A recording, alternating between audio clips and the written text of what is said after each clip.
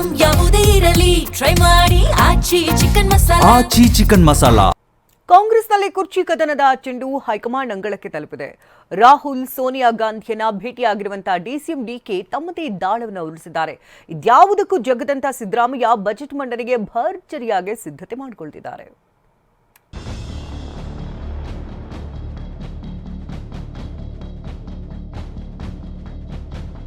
ದಾಳಕ್ಕೆ ಪ್ರತಿದಾಳ, ಅಸ್ತ್ರಕ್ಕೆ ಪ್ರತ್ಯಾಸ್ತ್ರ.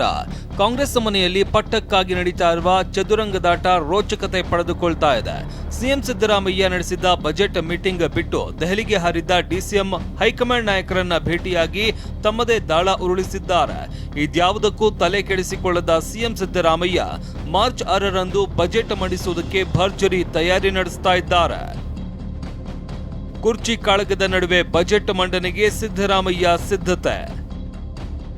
ದೆಹಲಿಯಲ್ಲಿ ರಾಹುಲ್ ಭೇಟಿಯಾದ ಡಿಕೆ ಪಟ್ಟಕ್ಕಾಗಿ ಹೊಸ ದಾಳ. ಮುಖ್ಯಮಂತ್ರಿ ಪಟ್ಟದ ಮೇಲೆ ಕಣ್ಣಿಟ್ಟಿರುವ ಡಿಕೆ ತಮ್ಮ ಬತ್ತಳಿಕೆಯಲ್ಲಿ ಇರುವ ಒಂದೊಂದೇ ಬಾಣಗಳನ್ನ ಪ್ರಯೋಗ ಮಾಡ್ತಾ ಇದ್ದಾರೆ. ದೆಹಲಿಯ ಸೋನಿಯಾ ಗಾಂಧಿ ನಿವಾಸದ ಮುಂದೆ ನಿಂತು ವಿರೋಧಿ ಪಡೆಗೆ ಪವರ್ಫುಲ್ ಸಂದೇಶ ರವಾನಿಸಿದ್ದಾರೆ. ಸೋನಿಯಾ ಹಾಗೂ ಪ್ರಿಯಾಂಕಾ ಅಲ್ಲದೆ ರಾಹುಲ್ ಜೊತೆ 30 ನಿಮಿಷಗಳ ಕಾಲ ಮಾತುಕತೆ ನಡೆಸಿರುವುದು ರಾಜಕೀಯ ಮತ್ತಷ್ಟು ಗರಿಗೆದರಿದೆ. ಖಂಡಿತ ನಾನು ಡೆಲ್ಲಿಗೆ ಬಂದ್ಮೇಲೆ ನಾನು ಎಲ್ಲರನ್ನೂ ಭೇಟಿ ಮಾಡಲೇಬೇಕಲ್ಲ.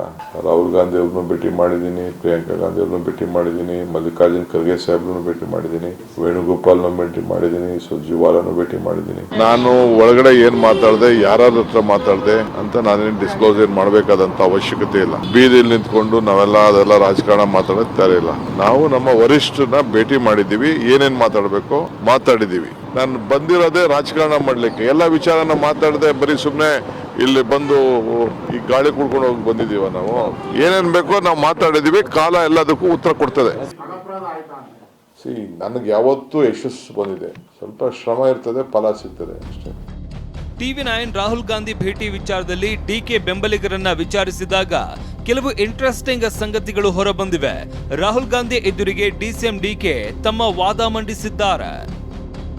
ಕಾಂಗ್ರೆಸ್ ವರಿಷ್ಠ ನಾಯಕತ್ವದ ಮುಂದೆ ವಾದ ಮಂಡಿಸಿರುವ ಡಿಸಿಎಂ ಪಕ್ಷನಿಷ್ಠೆ, ಸಾಮರ್ಥ್ಯ ಆಧರಿಸಿ ಅಧಿಕಾರ ನೀಡಿ. ಸಿದ್ದರಾಮಯ್ಯ ಹಾಗೂ ನನ್ನ ನಡುವೆ ಮಾತುಕತೆ ನಡೆದಿದ್ದು ನಿಜ. ಕೊಟ್ಟ ಮಾತಿನಂತೆ ಸಿಎಂ ಅಧಿಕಾರ ಹಸ್ತಾಂತರಿಸಲಿ. ಇಷ್ಟಕ್ಕೂ ಸಂಘರ್ಷದ ಹಾದಿಯಲ್ಲಿ ಸಾಗುವುದಕ್ಕೆ ಖಂಡಿತ ಇಷ್ಟವಿಲ್ಲ. ಸೌಹಾರ್ದಯುತವಾಗಿ ಅಧಿಕಾರ ನೀಡಲಿ. ವಿಳಂಬ ಹೆಚ್ಚಾದ್ರೆ ಕಾರ್ಯಕರ್ತರಲ್ಲೂ ಗೊಂದಲ ಸೃಷ್ಟಿಯಾಗಲಿದೆ. ಮುಂದಿನ ಚುನಾವಣೆ ದೃಷ್ಟಿಯಿಂದ ಸರ್ಕಾರದ ನೇತೃತ್ವ ಕೊಡಿ ಅಂತ ಡಿಕೆ ತಿಳಿಸಿದ್ದಾರೆ. ಇನ್ನು ಅಹಿಂದ ವಿಚಾರವನ್ನ ಪ್ರಸ್ತಾಪಿಸಿದ ಡಿಸಿಎಂ, ಕಾಂಗ್ರೆಸ್ ಪಕ್ಷವೇ ಅಹಿಂದ, ಪಕ್ಷಕ್ಕಿಂತ ದೊಡ್ಡವರು ಯಾರೂ ಇಲ್ಲ. ಇನ್ನು ಒಕ್ಕಲಿಗ ಸಮುದಾಯದವರು ಹಿಂದುಳಿದ ಹಾಗೂ ಅಹಿಂದ ವ್ಯಾಪ್ತಿಗೆ ಬರಲಿದೆ. ಹೀಗಾಗಿ ಒಬಿಸಿ ಗುಮ್ಮಕ್ಕೆ ಮಹತ್ವ ಬೇಡ ಅಂತ ಹೈಕಮಾಂಡ್ಗೆ ತಿಳಿಸಿದ್ದಾರೆ. ಬಜೆಟ್ ಸಭೆಗೆ ಗೈರಾಗಿ ವಿರೋಧಿ ಪಡೆಗೆ ಡಿಸಿಎಂ ಡಿಕೆ ಸವಾಲ್. ಬಜೆಟ್ ದಿನಾಂಕ ಘೋಷಣೆ, ಬಂಡೆಗೆ ಸಿದ್ದರಾಮಯ್ಯ ಟಕ್ಕರ್. ಸಿಎಂ ಕರೆದ ಸಭೆಗೆ ಗೈರಾಗುವ ಮೂಲಕ ಡಿಕೆ ಸವಾಲ್ ಹಾಕಿದ್ರ ಅಥವಾ ಸಿಎಂ ಬಜೆಟ್ ಮಂಡನೆಗೆ ಬೇಸರಗೊಂಡ್ರ ಅನ್ನೋ ಚರ್ಚೆ ರಾಜಕೀಯ ವಲಯದಲ್ಲಿ ನಡೀತಾ ಇದೆ. ಇತ್ತ ಡಿಕೆ ರಣತಂತ್ರಕ್ಕೆ ಸಿಎಂ ಸಿದ್ದರಾಮಯ್ಯ ಪಡೆ ಕೂಡ ಪರೋಕ್ಷವಾಗಿ ಸಂದೇಶ ರವಾನಿಸಿದೆ. ಸಿದ್ದರಾಮಯ್ಯ ಹಲವು ಇಲಾಖೆಗಳ ಜೊತೆಗೆ ಬಜೆಟ್ ಪೂರ್ವಭಾವಿ ಮೀಟಿಂಗ್ ನಡೆಸ್ತಾ ಇದ್ದಾರೆ. ಡಿಕೆಶಿ ದೆಹಲಿಯಿಂದ ಬೆಂಗಳೂರಿಗೆ ಲ್ಯಾಂಡ್ ಆದ ದಿನವೇ ಸಂಪುಟ ಸಭೆಯಲ್ಲಿ ಬಜೆಟ್ ಮಂಡನೆ ದಿನಾಂಕ ಘೋಷಣೆಯಾಗಲಿದೆ. ಮಾರ್ಚ್ 6ರಂದು ಬಜೆಟ್ ಮಂಡಿಸುವುದಕ್ಕೆ ಸಿಎಂ ಸಿದ್ದರಾಮಯ್ಯ ಸಜ್ಜಾಗಿರೋದು ಮತ್ತಷ್ಟು ಕುತೂಹಲ ಮೂಡಿಸಿದೆ. ಇನ್ನು ಬಂಡೆ ಪರ ಬ್ಯಾಟಿಂಗ್ ಮಾಡ್ತಾ ಇರುವ ಇಕ್ಬಾಲ್ ಹುಸೇನ್ ಹೈಕಮಾಂಡ್ ಅವಕಾಶವನ್ನ ಕೊಡುತ್ತೆ ಅಂತ ಹೇಳಿದ್ದಾರೆ. ಕುರ್ಚಿ ಕಾಳಗವನ್ನೇ ಅಸ್ತ್ರವಾಗಿಸಿಕೊಂಡು ವಿಪಕ್ಷ ನಾಯಕ ಅಶೋಕ್ ಕುಟುಕಿದ್ದಾರೆ. ಈ ಸಮಯದಲ್ಲಿ ಅವ್ರಿಗೊಂದು ಅವಕಾಶ ಕೊಡ್ತಾರಂತೆ ಶಿವಕುಮಾರ್ ಸಾಹೇಬ್ರಿಗೂ ಗೊತ್ತಿದೆ, ಅವ್ರಿಗೆ ನಾವು ಆಪ್ತರಾಗಿರೋದು ನಮಗೂ ಗೊತ್ತಿದೆ. ಒಂದು ಅವಕಾಶ ಕೊಡ್ತಾರೆ ಈ ಸಲ.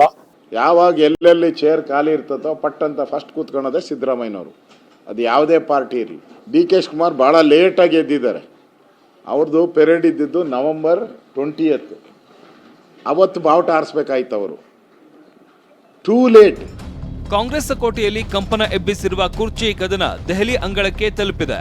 ತಣ್ಣೀರನ್ನೇ ತಣಿಸಿ ಕುಡಿಯುವ ಅಭ್ಯಾಸ ಬೆಳೆಸಿಕೊಂಡಿರುವ ಕೈ ನಾಯಕತ್ವ ಏಕಾಏಕಿ ನಿರ್ಧಾರ ಕೈಗೊಳ್ಳುತ್ತೆ ಅನ್ನೋದನ್ನ ನಿರೀಕ್ಷಿಸುವುದಕ್ಕೆ ಸಾಧ್ಯವಿಲ್ಲ. ಹೀಗಾಗಿ ಮುಂದಿನ ದಿನಗಳಲ್ಲಿ ರಾಜ್ಯ ನಾಯಕರ ದೆಹಲಿ ಯಾತ್ರೆ ಹೆಚ್ಚಾದರೂ ಅಚ್ಚರಿಯೇನಿಲ್ಲ. ದೆಹಲಿಯಿಂದ ಮಹೇಶ್ ಜೊತೆ ಪ್ರಮೋದ್ ಮತ್ತು ಪ್ರಸನ್ನ, TV9 ಬೆಂಗಳೂರು.